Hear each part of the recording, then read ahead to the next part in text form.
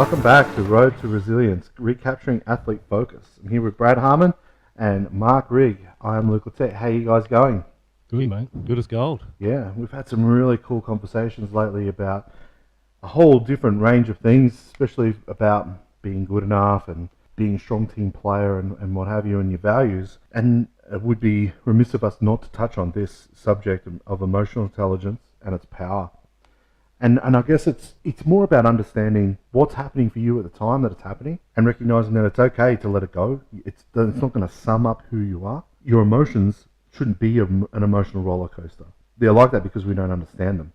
And recognizing what's happening within ourselves as athletes, as people, we can gain a bit more control and a bit more understanding and appreciation for where we're heading and why we're heading there. And I want to throw this one to Mark. Has there been a time when you felt like you just wanted to let it rip? With that emotion, it was just really high and felt out of control and Been plenty of times. yeah. Yeah, absolutely. There's been plenty of times. And how did that work out for your career at the time? Varying results over the course of my career. I think I touched on it in one of the last podcasts that we did. Was when I was younger, it was all good. You could go out there and do it because you didn't understand what any of it meant. And then as you got older, it had a different effect. Not necessarily a better or a worse effect. It was just different. In the way that I controlled myself and the way I did what I did. Still, I think to this day, everyone has times where they just want to go out there and just scream and shout and let it all out. And sometimes it helps. Sometimes it does make you feel a bit better. But other times it doesn't. Yeah, it just adds to that. Just adds to the pile of stuff. Yeah. What about you, bro? Yeah, and I mean, I guess we all would have those times. I think what you said at the start about understanding that it's a feeling and sort of not just holding on to it and letting it go. And I think that's the main message here. It's acknowledging, accepting, and just realizing that then you can move on from it and we can bring ourselves back to being level and making level decisions. And I suppose it's from being high, from doing really well to being really low with poor performances. All over our life and our sport, feeling really nervous, and how do we control those emotions, and just different little tricks that you can help yourself. Like the nervousness for me was a really big one, and it wasn't until I learned to embrace it. And the saying was, if I wasn't nervous, I wasn't ready. And learning to say, yes, I'm nervous. Like I actually looked forward to that feeling. And so when we put that in all other areas, just realizing that it's a feeling, and it's how we handle it and combat it.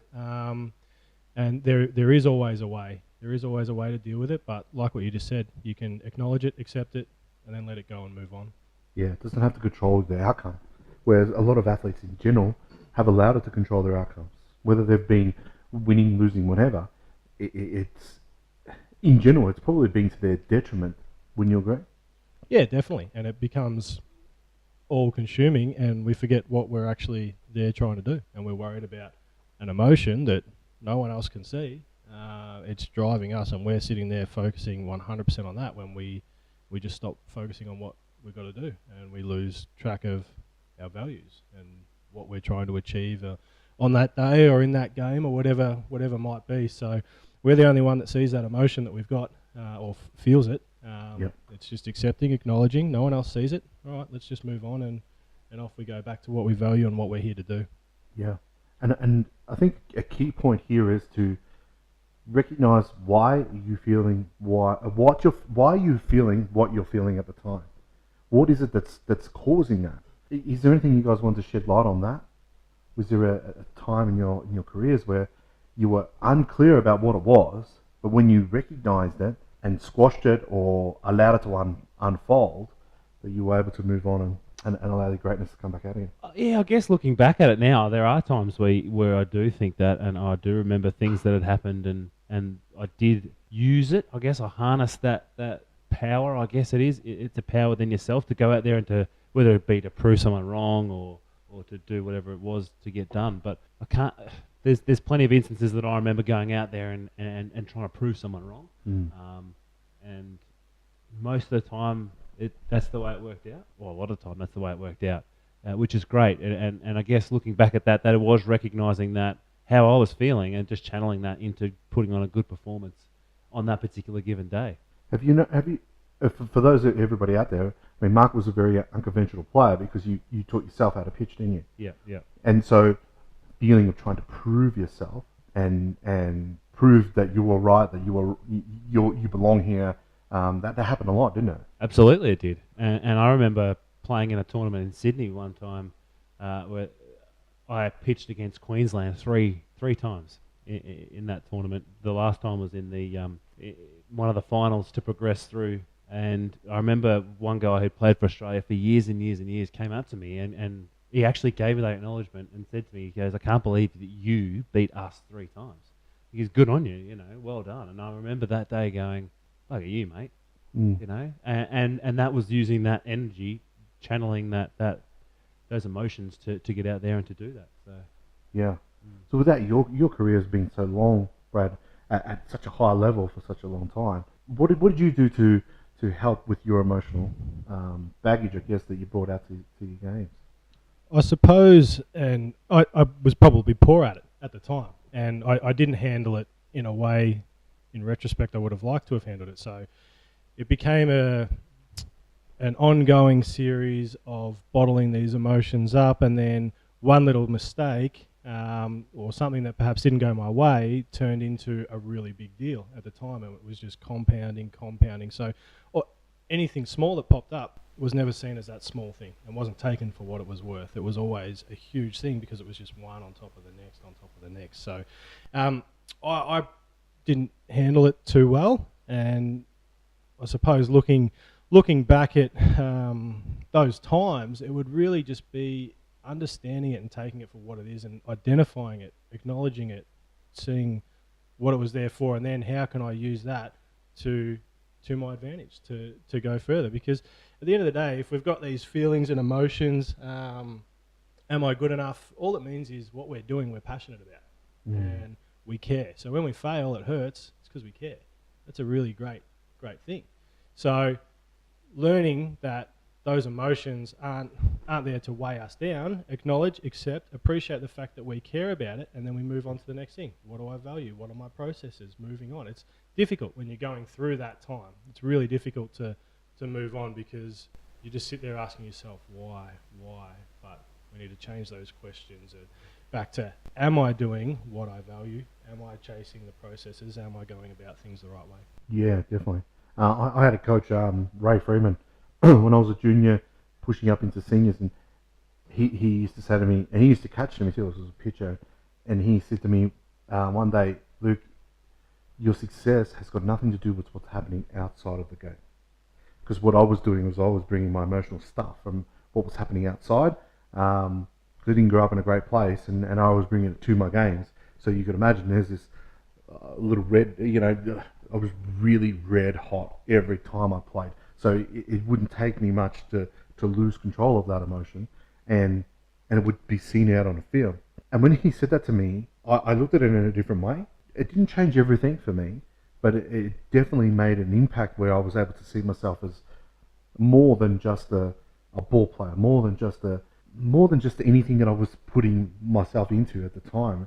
And so winning or losing started to become less important after that, because all I could do was what I could do.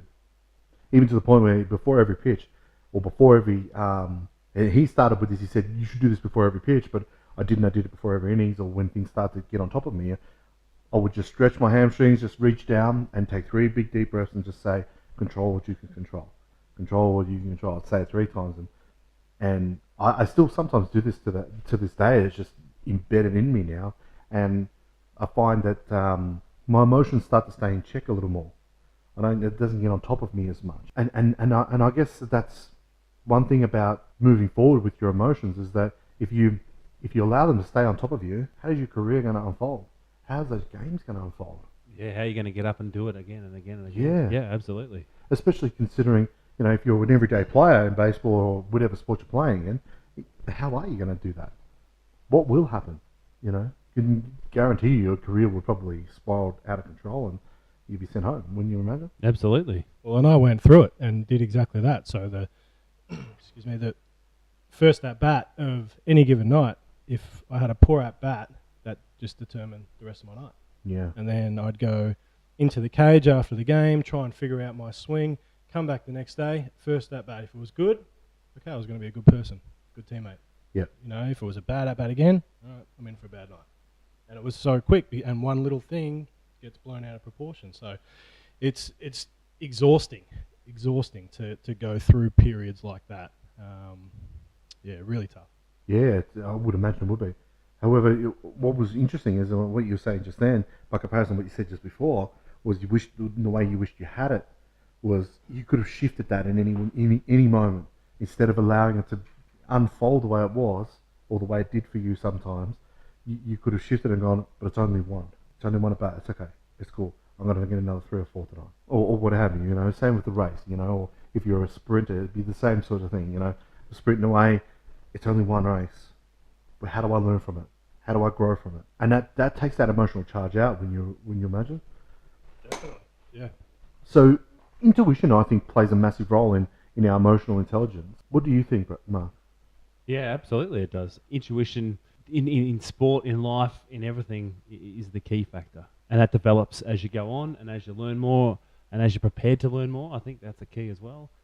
If you're prepared to let your intuition grow and to build it up, then you're going to be in a much better space than if you don't.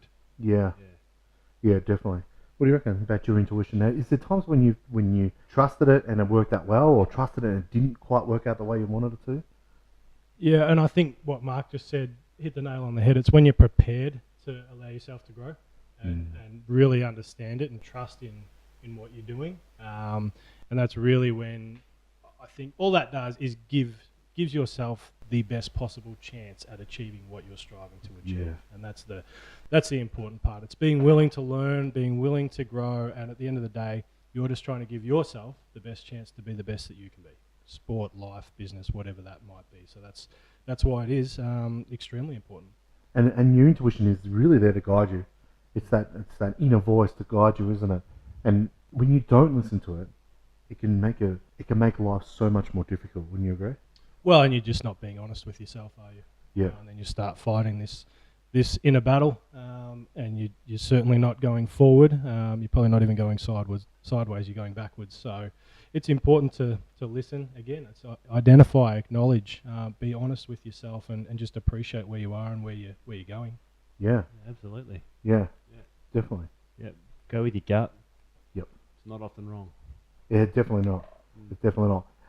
And it's that ego that plays a massive role in that. So our ego is designed to keep us safe. And when we don't listen to our intuition, we listen to our ego, because our ego butts in and says, no, we can't think like that. No, we can't do that way because of whatever reason. A lot of times that is because of society, that's because of our teammates, it's because of a different opinion, but that's not necessarily right or wrong for you. Listen to you. Yep. That's the intuition in it. Yeah, Listen absolutely. to you.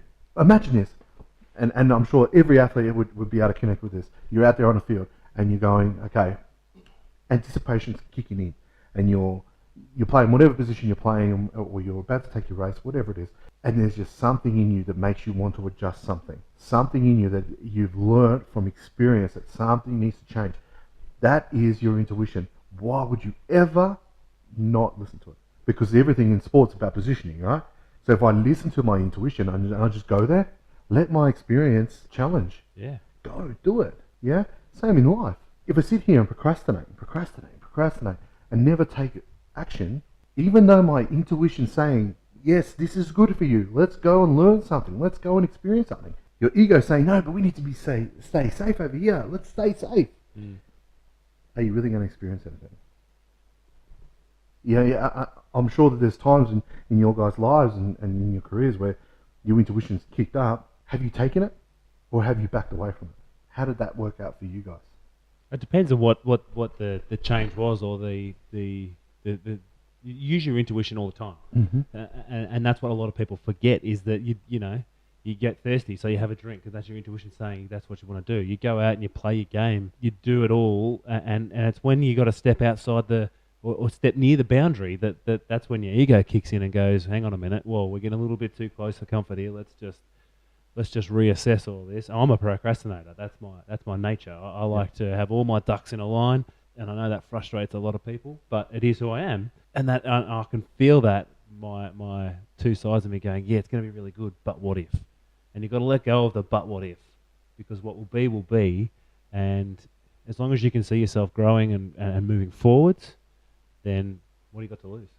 Yeah. You got anything to add to that, Brett?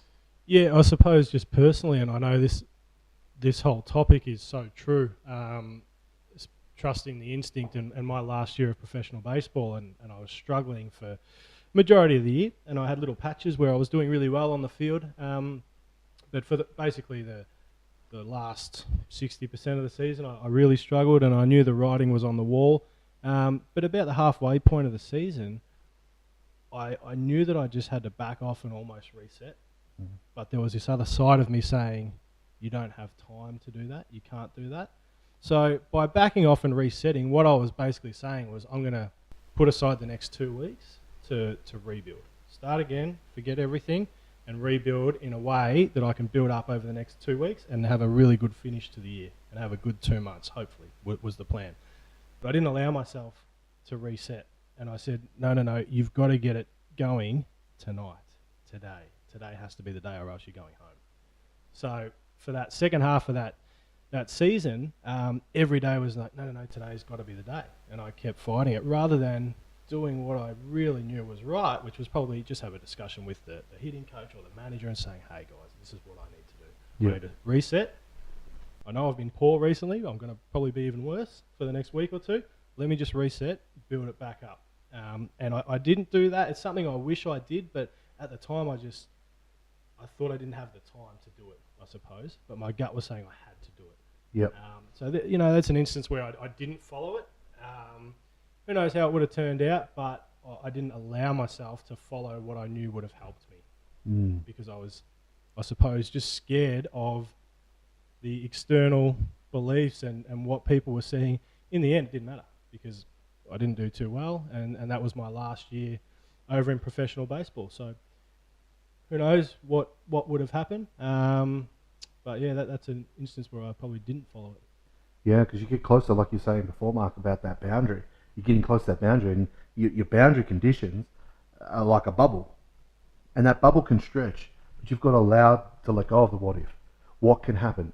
Only good things can happen. Joe Pane says this really well. He says, if you're not going to get hit with a bus, if you're not going to die, go and do the thing. Because only good things can happen. You can only learn from your experiences. You can only grow from your experiences. But if you're not having the experience, you're not doing anything. It's kind of a waste, isn't it? Absolutely. Yeah. Absolutely. It just leads to regret. Nothing Yeah. worse than regret in life. Yeah, definitely. Is there anything you guys wanted to add to that? Anything that you guys can give in terms of advice moving forward for anybody out there listening? It's really hard to give advice, I guess. If you listening to Brad's story there, who knows what may have happened if he did or didn't do it, or if he did do it. Might not have been any worse off, might have been much better off. But, I don't know, if you can't learn from a story like that, then I don't know what you can learn from. There's no point sitting here saying, just follow your gut and do that, because, Yeah. that's the best advice, I think, is hearing it from someone who goes, maybe I should have. Yeah. Yeah. Yeah, cool. Thanks a lot for that, guys. Well, that's the end of this one. Keep up the emails. support@goalcentral.com.au.